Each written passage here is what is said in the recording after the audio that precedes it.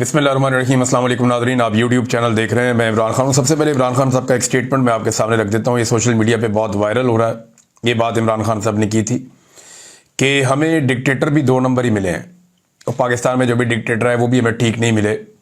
जो fraudy dictator होता है वो पहले फ्रॉड इलेक्शन कराता है, फिर डमी वज़ीर आज़म और डमी पार्लियामेंट लेकर आता है, फिर अदालतों का बेड़ा गर्क करता है और यूं मुल्क को तबाह कर देता है। देखिए, हमें मिले फौजी डिक्टेटर्स। तो नॉर्मली जो फौजी डिक्टेटर्स होते हैं वो तबाहियाँ ही फेरते हैं, वरना दुनिया के कई मुल्कों में बादशाहत है और वो मुल्क बड़ी अच्छी तरक्की भी कर रहे हैं। सऊदी अरब में देखें, यूएई में देखें, बहरीन में देखें, ओमान में देखें। तो यहाँ पे जब आप जाते हैं और देखते हैं तो ये मुल्क तरक्की कर रहे हैं, बहुत तेज़ी से आगे बढ़ रहे हैं, जदीद दुनिया के साथ चल रहे हैं। हालांकि यहाँ पे जमहूरियत नहीं है। पाकिस्तान के अंदर प्रॉब्लम ये रही कि मिलिट्री डिक्टेटर्स आते हैं, वो सरकारी मुलाजिम होते हैं, वो अपनी नौकरी से बाहर सोचते ही नहीं है। उनके दिमाग में नस्लों की बात ही नहीं होती। वो सिर्फ अपनी नस्लें बनाते हैं और बना के निकल जाते हैं और कोई भी पाकिस्तान में रहना पसंद भी नहीं करता। सारे ज़्यादातर पाकिस्तान छोड़ जाते हैं। परवेज़ मुशर्रफ का इंतकाल पाकिस्तान से बाहर हुआ। बाकी जो डिक्टेटर्स हैं वो पाकिस्तान से बाहर रहना पसंद करते हैं, पाकिस्तान के अंदर नहीं रहते। या डिक्टेटर नहीं भी हैं तो पाकिस्तान के जो मिलिट्री के ऑफिसर्स हैं सीनियर, उनमें भी पाकिस्तान से बाहर जाने की बड़ी ख्वाहिश होती है। या जो आपकी ब्यूरोक्रेसी है वो भी पाकिस्तान से बाहर जाना चाहती है। तो इमरान खान साहब ने कहा कि पहले फ्रॉड इलेक्शन कराते हैं, फिर डमी वज़ीर आज़म बनाते हैं, डमी पार्लियामेंट ले आते हैं और अदालतों का बेड़ा गर्क करते हैं, यूं मुल्क को तबाह कर देता है। तो एक्चुअली तो यही हो रहा है।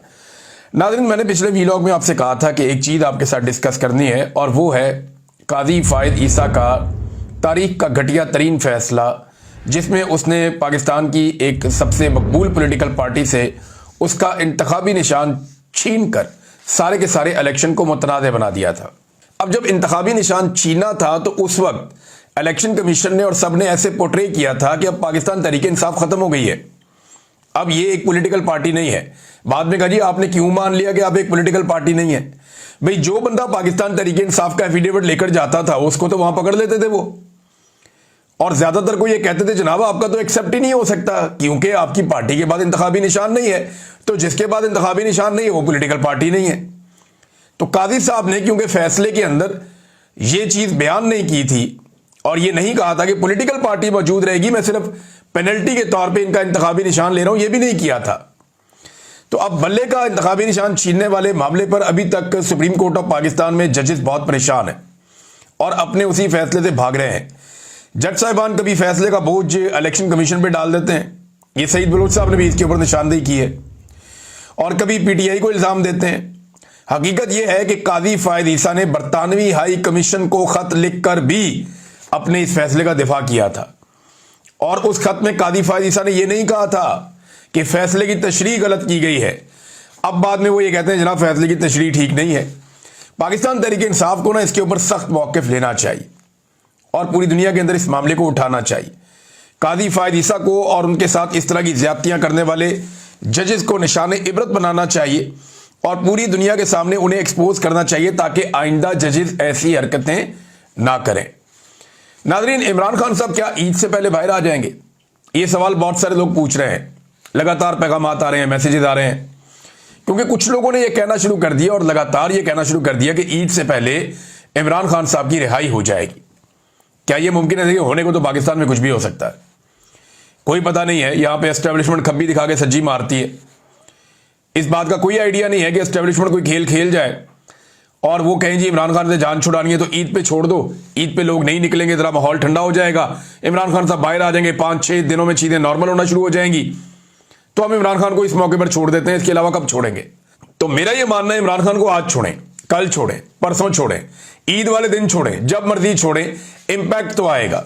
और इमरान खान को जब आप छोड़ेंगे तो वो आराम से तो बैठेंगे नहीं, वो अपनी पॉलिटिक्स करेंगे और ये बात पाकिस्तान की मिलिट्री एस्टेब्लिशमेंट अच्छी तरह जानती है। अब हफीजुल्लाह न्याजी साहब ने भी यही दावा कर दिया। उन्होंने कहा जी इमरान खान साहब जो हैं वो 5 को उनकी बेल हो जाएगी। दावा उन्होंने क्या किया जरा ये आप सुन लीजिए। एक निजी टीवी प्रोग्राम में वो बात कर रहे थे, ये जरा ऑडियो में थोड़ी सी आपको सुना रहा हूं, ये आप सुनिए। 5 तारीख को इमरान खान साहब की बेल हो जाएगी। आज की प्रेस कॉन्फ्रेंस से मैं अगर कॉन्स्टिट्यूट करूं, वो चीज मैं बनाऊं तो 5 जून को 7 तारीख को ईद है, 5 को ये बेल हो जाएगी। اچھا جی 7 تاریخ کو عید ہے, 5 کو یہ بیل ہو جائے گی, لیکن کیا عمران خان صاحب کی بیل ہو جائے گی؟ ٹریک ریکارڈ جو ہے نا وہ اسٹیبلشمنٹ کا وہ یہ بتاتا نہیں ہے. دیکھیں نا جیسے جو ظلم کیا گیا, جو بربریت کی گئی, میں صاحبزادہ حامد رضا صاحب کو سن رہا تھا, وہ یہ بتا رہے تھے کہ جناب ہمارے تو اراکین اسمبلی کی بہنوں کو, بیٹیوں کو, بیویوں کو اور بچوں کو اغوا کیا گیا 26ویں آئینی ترمیم کے لیے. وہ یہ کہتے ہیں بڑی بے عزتی والی بات ہے, لوگ نہیں بتاتے, لیکن انہوں نے بتایا. اور کئی لوگ ایسے ہیں جنہوں نے اپنے آپ کو حوالے کیا اسٹیبلشمنٹ کے اپنی فیملیز کو بچانے کے لیے. ایم این ایز کو باقاعدہ اغوا کیا گیا, جبری طور پہ لاپتہ کیا گیا 26ویں آئینی ترمیم کے لیے. اب مجھے بتائیں جس 26ویں آئینی ترمیم کے لیے اتنی محنت کی ہے اسٹیبلشمنٹ نے, جس کے لیے اتنا زیادہ اپنے سر کے اوپر گند کا ٹوکرا اٹھایا ہے اور تاریخ میں اپنے نام کے آگے داغ لگوائے ہیں پاکستان کی اسٹیبلشمنٹ نے, کہ انہوں نے اراکین اسمبلی کے ساتھ کیا کیا, اسمبلی کے اوپر دھاوا بول دیا, اسمبلی کے اندر سے بندے اغوا کر کے لے گئے, جو پارلیمنٹ ہے ان کے لاجز کے اندر سے بندے اغوا کر کے لے گئے, خواتین کو اور بچوں کو اور بچیوں کو اغوا کر لیا, بہوؤں اور بیویوں کو اغوا کر لیا. جب یہ سارا کچھ کیا اسٹیبلشمنٹ نے, اپنے اوپر اتنا بڑا دھبا لے لیا, اتنا سیاہ داغ اپنے اوپر لگا لیا, اپنے دامن کو داغدار کر لیا, تو وہ کیا کیوں تھا؟ صرف عمران خان سے بچنے کے لیے کہ ہم ایک ایسی آئینی عدالت بنائیں جس کے ذریعے سے ان تمام اقدامات کو تحفظ مل جائے جو عمران خان صاحب کے خلاف ہم نے کیے ہیں, اور وہ عدالت بنا لی. اب فوجی عدالتوں کو تحفظ دلوا دیا گیا ہے, مخصوص نشستیں چھیننے کا بندوبست کر دیا گیا ہے, اور یہ مخصوص نشستیں چھین بھی لی جائیں گی. سارا پاکستان جانتا ہے جس طرح کا بینچ بنا ہے, زیادہ امکان تو یہی ہے 99% کہ یہ سیٹیں چھین لی جائیں گی, انلیس کوئی انہونی نہ ہو جائے, کوئی عجیب و غریب کام نہ ہو جائے, ورنہ سیٹیں تو چھیننے والا بینچ بیٹھا ہوا ہے. بھئی جس بینچ نے ملٹری کورٹ میں سویلین کے ٹرائل کو جائز قرار دے دیا, اس سے تو آپ پھر کوئی بھی کام کروا لیں, یہ تو کام ہی بہت چھوٹا ہے مخصوص نشستوں والا, تو یہ بھی کر دیا جائے گا. تو اس عمران خان کو کیا یہ اسٹیبلشمنٹ, ملٹری اسٹیبلشمنٹ اتنے آرام سے چھوڑ دے گی؟ اپنے ٹاؤٹس کے ذریعے سے روزانہ کی بنیاد پہ کہلاتے ہیں کہ فوجی قیادت عمران خان سے شدید نفرت کرتی ہے, تو کیا فوجی قیادت عمران خان کو باہر آنے دے گی؟ ایک طرف پیغام دلوایا جاتا ہے کہ شدید نفرت کرتے ہیں بھائی ہم عمران خان سے, اور دوسری طرف یہ کہا جاتا ہے کہ جی عمران خان صاحب باہر آ جائیں گے. تو مجھے یہ لاجیکل نہیں لگتا, مجھے لگتا نہیں ہے کہ یہ ایک دم ہو پائے گا. ایک اور بات بھی بڑی امپورٹنٹ جو کی حامد رضا صاحب نے, کیونکہ ان کا ذکر ہو رہا ہے تو میں بتا دیتا ہوں. انہوں نے کہا جی کہ میاں نواز شریف نے حرم پاک میں بیٹھ کر خانہ کعبہ میں ان کے والد سے ایک بات کہی تھی, کیونکہ ان کے والد کے پاس ایک ڈاکومنٹ ان کے والد کے ہاتھ لگا تھا جس میں شریف خاندان نے باقاعدہ NRO حاصل کیا تھا اور ایک معاہدہ کیا تھا پرویز مشرف کی حکومت کے ساتھ, جس میں گارنٹی دی گئی تھی کہ یہ چیزیں ہم کریں گے اور یہ نہیں کریں گے. اور اس میں جو بندے پاکستان سے باہر لے کر گئے, پیسہ جو چیزیں لے کر جانی تھی لے کر چلے گئے, وہ پورا معاہدہ صاحبزادہ حامد رضا صاحب کے والد گرامی کے ہاتھ میں لگ گیا, مرحوم کے. اور انہوں نے ابھی, وہ صاحبزادہ حامد رضا کہتے ہیں میرے پاس وہ اپنے والد صاحب کی امانت پڑی ہوئی ہے, وہ معاہدہ میرے پاس ابھی بھی ہے. تو نواز شریف صاحب سے 2 دن کے بعد ملے ان کے والد صاحب, اور مکہ میں ملے, حرم پاک میں ملے, اور انہیں کہا کیا یہ بات سچ ہے؟ تو میاں صاحب نے حرم میں بیٹھ کے حلفن اس بات سے ڈینائی کر دیا تھا. روح کانپ نہیں جاتی ہے آپ کی کبھی سوچتے ہوئے؟ لیکن جب والد نے یہ کیا کہ حرم میں بیٹھ کے صاحبزادہ حامد رضا صاحب کے والد صاحب کے ساتھ جھوٹ بول دیا حرم میں بیٹھ کے, اور حلف لے کر کے میں نے کوئی معاہدہ نہیں کیا, اور پھر ساری دنیا نے بعد میں وہ معاہدہ بھی دیکھا, کیسی عجیب چیز ہے. خوف نہیں آتا کبھی یہ سوچ کر انہیں؟ پھر ان کا بیٹا جو ہے وہ وہیں پہ جو ہے وہ استعمال کرتا ہے مقدس مقامات کا, وہاں پہ جا کے جج کے ساتھ ملاقات کرتا ہے, اسے کنٹرول کرنے کی کوشش کرتا ہے. پھر ان کی بیٹی اسی مقدس مقام کو استعمال کرتے ہوئے سعودی عرب جا کے اپنی پروموشن کے لیے بچوں کے ساتھ ویڈیوز بنواتی ہے ڈیفرنٹ اینگل سے. میں نے آپ کو پہلے بتایا تھا نا کہ مذہب ان کے لیے ایسا لگتا ہے کہ مذہب ہو جائے, انسانیت ہو جائے, کوئی بھی چیز ہو جائے, ان کے لیے کاروبار ہے. سیاست بھی ان کے لیے ایک کاروبار ہے, خدمت نہیں ہے. تو یہ کاروبار کی طرح کرتے ہیں, ہر چیز کو استعمال کرتے ہیں. میں نے پہلے آپ کو بتایا تھا کہ کیمرہ مینز اور ٹیمز ہائر کی گئی ہیں, بڑے پروفیشنل لوگ پہنچائے گئے ہیں, اور مذہبی میوزک کا بھی بندوبست کر لیا گیا ہے. مریم نواز کی بڑی روحانی قسم کی جو ہے, نورانی قسم کی جو ہے وہ ویڈیوز آئیں گی, اور وہ پھر آپ نے دیکھا کہ 2 دن کے بعد آ گئی اور ساری دنیا میں وائرل بھی ہو گئی. تو یہ ہر چیز کو ایک تجارت کی طرح دیکھتے ہیں, کاروبار کی طرح دیکھتے ہیں, چاہے سیاست ہے, چاہے مذہب ہے, چاہے خاندان ہے، چاہے ملاقات ہے، چاہے تعلقات ہیں، ہر چیز کو ایسے ہی دیکھتے ہیں. اور یہ مجھے بڑی حیرت ہوئی صاحبزادہ حامد رضا صاحب کی یہ بات سن کر. ویسے میاں صاحب اگر اس کے اوپر کوئی بات کرنا چاہیں تو وہ کر سکتے ہیں، ان کا یہ رائٹ ہے. ناظرین، عمران خان صاحب کی رہائی کی تحریک میں جو لوگ شامل نہیں ہو رہے، اراکین خاص طور پہ، چاہے وہ اسمبلی کے ہیں، چاہے وہ ٹکٹ ہولڈرز ہیں یا وہ عہدیدار ہیں، اس معاملے کو عالیہ حمزہ صاحبہ نے سیریس لے لیا ہے اور انہوں نے کارروائی کرنے کا فیصلہ کر لیا ہے. احتجاج میں مسلسل غیر حاضر اراکین اور عہدیداران کو شو کاز نوٹس جاری کرنے کا فیصلہ کیا گیا. غیر حاضر اراکین اور عہدیداران سے پہلے مرحلے میں وضاحت طلب کی جائے گی. شو کاز جاری کرنے کا معاملہ تحریک انصاف کی سیاسی کمیٹی میں اٹھا دیا گیا ہے اور پنجاب کے بعض منتخب اراکین اور عہدیداران کی شو کاز جاری کرنے کی مخالفت. اچھا، اس کے بعد ایک اور ایکٹیویٹی بھی ہوئی ہے، کمیٹی بھی بن گئی پنجاب میں تعیناتیوں کے حوالے سے. اس میں عالیہ حمزہ صاحبہ کو شامل نہیں کیا گیا، ملک احمد بچڑ صاحب کو شامل کیا گیا ہے. ان کے علاوہ جو ہے سلمان اکرم راجہ صاحب ہیں اور ان کے علاوہ ایک جو ہے وہ محمود رشید صاحب کے رشتہ دار ہیں، ابھی ملٹری کورٹ سے چھوٹ کر رہا ہوئے ہیں، عثمان صاحب، ان کو شامل کیا گیا ہے.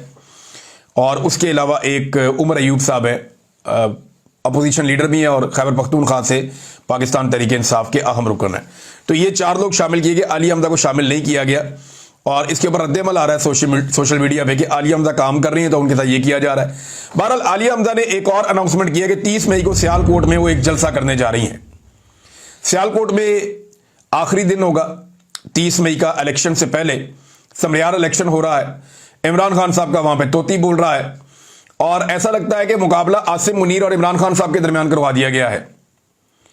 یعنی جو نون لیگ کا امیدوار ہے وہ جنرل عاصم منیر کی تصویریں لگا رہا ہے ہر طرف اور استعمال کر رہا ہے فیلڈ مارشل عاصم منیر کی تصویریں اپنے الیکشن کمپین کو چلانے کے لیے.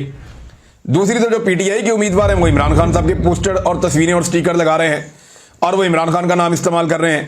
تو کمپین تو اب تک پاکستان تحریک انصاف اور عمران خان صاحب کی تگڑی ہے، جس سے مرضی پوچھ لیں، جو لوگ سیال کوٹ میں رہتے ہیں وہ اس کی گواہی بھی دے دیں گے.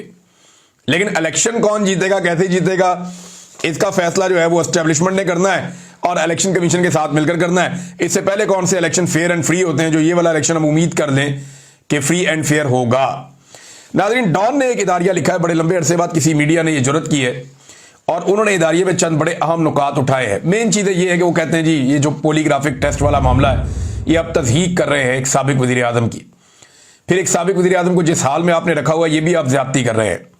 تو عمران خان صاحب کے ساتھ جو زیادتیاں کی گئی ہیں اس کی نشاندہی کی گئی اور یہ بھی اس میں کہا گیا اداریے میں کہ کم سے کم ایک سابق وزیر اعظم کے ساتھ ایسا نہ کیا جائے، ان کے ساتھ سلوک کیا جائے عزت کے ساتھ اور احترام کے ساتھ، کیونکہ جب باقی سب کو احترام ملتا ہے تو سابق وزیر اعظم کو بھی احترام ملنا چاہیے اور ان کے ساتھ وہ سلوک ہونا چاہیے جو انسانیت سوز نہ ہو. بہرحال یہ اداریہ تو بڑا تفصیلی تھا، میں نے لبے لباب آپ کے سامنے رکھ دیا ہے. تو اگر اس طرح آوازیں اٹھنا شروع ہو جائیں پاکستان کے میڈیا میں تو معاملہ شاید بہتر ہو سکتا ہے. ناظرین، ایک اور چیز ہے، پروفیسر محمد ابراہیم خان صاحب ہیں اور ایک آڈیو گردش کر رہی ہے. میرے پاس بھی یہ آڈیو آئی، میرے ایک دوست ہیں رضی طاہر صاحب، انہوں نے یہ آڈیو بھیجی ہے. پروفیسر محمد ابراہیم خان صاحب ہیں، یہ امیر ہیں جماعت اسلامی کے جنوبی خیبر پختونخوا سے، اور ڈرون حملوں کے حوالے سے انہوں نے کچھ فرمایا ہے. پہلے انہوں نے کیا کہا ذرا یہ آپ سن لیجئے. میں پوری وضاحت سے یہ بات کرتا ہوں کہ ہمارے لیے فوج اور طالبان اور گڈ طالبان اور بیڈ طالبان اور سرنڈر طالبان اس میں کوئی فرق نہیں ہے. ڈرون اگر طالبان کے ہاتھ میں آ گیا ہے تو یہ فوج کی نااہلی ہے، ناکامی ہے، اور میں یہ کہنے میں حق بجانب ہوں کہ فوج نے ہی ان کو یہ ڈرون فراہم کیا ہے اور فوج یہاں پہ بدامنی کی فضا قائم کر کے اپنے کاروباری سلسلے کو، معدنیات میں کاروبار کے سلسلے کو آگے لے جانا چاہتی ہے.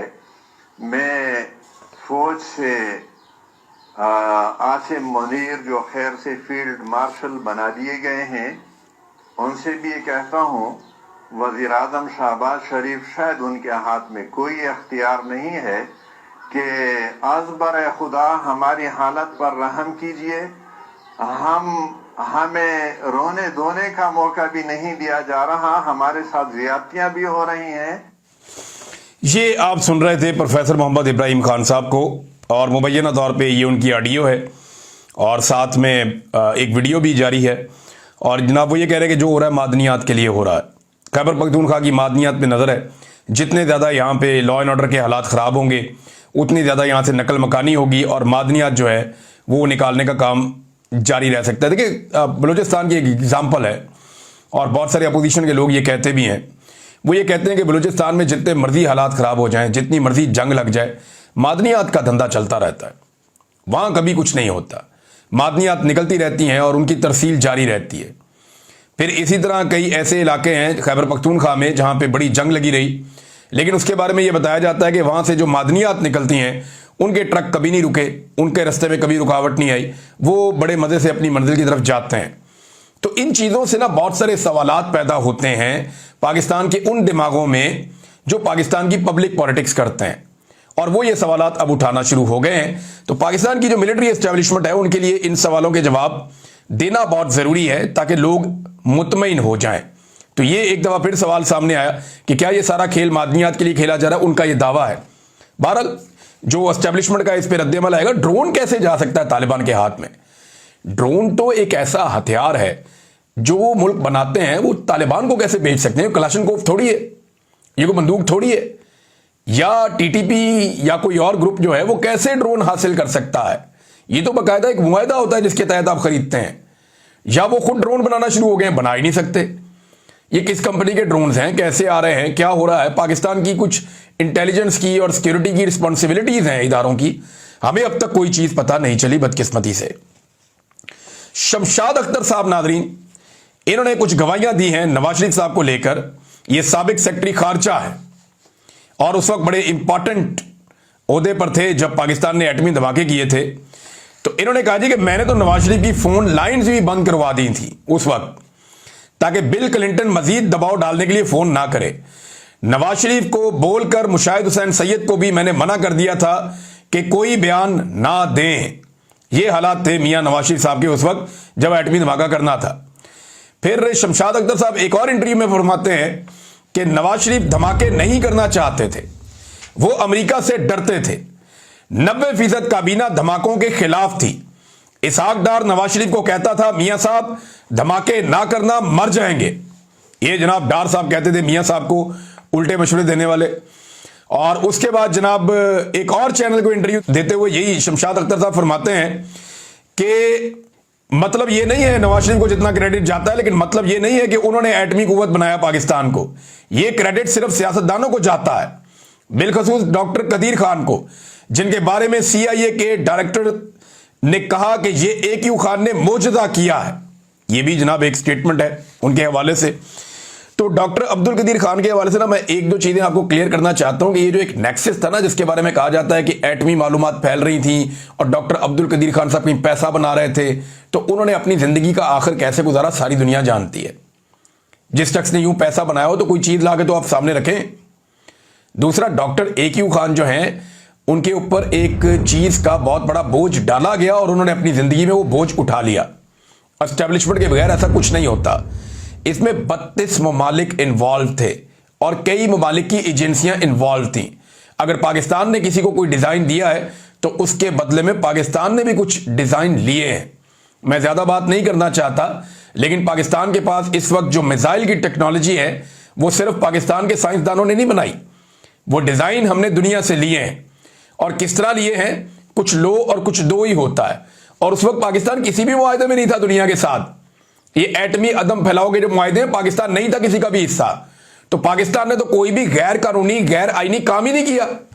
پاکستان نے تو اپنا فائدہ دیکھا کہ جناب ہمیں میزائل ٹیکنالوجی چاہیے، جن ملکوں کے پاس ہے ان سے ہم نے لیا، اور جتنا جو کچھ پاکستان شیئر کر سکتا تھا پاکستان نے وہ بھی کیا، لیکن بعد میں سارا کچھ ایک ہی شخص کے کھاتے میں ڈال دیا گیا۔ یہ بھی ایک زیادتی ہے۔ اکیلا ڈاکٹر AQ خان، سب جانتے ہیں وہ سادہ انسان تھے لیکن بہت ذہین انسان تھے، وہ اپنے کام کے ماسٹر تھے۔ اپنی زندگی کے آخر میں وہ ایک اسپتال بنانا چاہتے تھے، اس کے لیے چندہ بھی اکٹھا ہوتا تھا۔ اگر تو وہ اتنا پیسہ اکٹھا کیا ہوا ہوتا انہوں نے تو وہ تو بڑے دل کے آدمی تھے، وہ اپنے پیسے سے بنا دیتے، لیکن ایسا نہیں تھا۔ ڈاکٹر صاحب کو جو ہے وہ صرف بدنام زیادہ کیا گیا۔ ناظرین، ڈاکٹر سمر مبارک مند نے ایک سٹیٹمنٹ دیا۔ سٹیٹمنٹ دیتے ہوئے انہوں نے کہا جی ایک بٹن دبائیں گے اور بھارت کے سارے ڈیمز اڑ جائیں گے۔ भारत को ये जो भूल है ना कि वो डैम्स बनाएगा और पाकिस्तान का पानी रोकेगा, लेकिन जब पाकिस्तान प्यासा हो जाएगा ना और पाकिस्तान के अंदर फसलों को पानी नहीं मिलेगा और पाकिस्तान का किसान परेशान हो जाएगा, तो पाकिस्तान के अंदर एक बहुत बड़ी तहरीक खड़ी हो जाएगी। भारत इस बात को नहीं समझता, और जब आप ज्यादा पानी रोकेंगे तो फिर पानी के ऊपर जो स्ट्रक्चर्स हैं उनको गिराने के अलावा पाकिस्तान के पास कोई रास्ता नहीं होगा। हमारे पास भी मिसाइल हैं, भारत के पास भी मिसाइल हैं, हमारे पास भी एटम बम है और भारत के पास भी एटम बम है। फिर कोई भी नहीं बचेगा अगर लड़ाई बहुत ज्यादा बढ़ जाती है तो। लेकिन एक बात है जो बहुत ठीक है कि दुनिया इस वक्त जो मिसाइल्स की टेक्नोलॉजी है उसमें ज्यादा आगे बढ़ गई है और जो एयर डिफेंस की टेक्नोलॉजी है उसमें पीछे रह गई है। लिहाजा जो भारत के पास बहुत तेज तरीन मिसाइल हैं उन्हें रोकने की सलाहियत हमारे पास नहीं है, और हमारे पास जो बहुत तेज तरीन मिसाइल्स हैं उनको रोकने की सलाहियत भारत के पास नहीं है। सादी सी बात है, खुली डुली बात है। तो भारत के डैम कब कैसे गिराने हैं ये पाकिस्तान फौरन कर सकता है और पाकिस्तान फौरन गिरा भी सकता है। लिहाजा भारत को यह समझना होगा कि 24 करोड़ लोगों के मुल्क का वो अगर पानी बंद करेंगे या हुक्का पानी बंद करेंगे तो ये लोग आराम से तो बैठेंगे नहीं। तो डॉक्टर समर मुबारक मंद ने वही बात की कि एक बटन दबाएंगे तो इंडिया के डैम्स उड़ जाएंगे, और ये बात ठीक है, बटन दबाने से खेल तो खत्म हो जाएगा, ये तो भारत भी अच्छी तरह जानता है। नाज़रीन, अब तक के लिए इतना ही। अपना ख्याल रखिएगा, अपने इस चैनल का भी। अल्लाह हाफिज।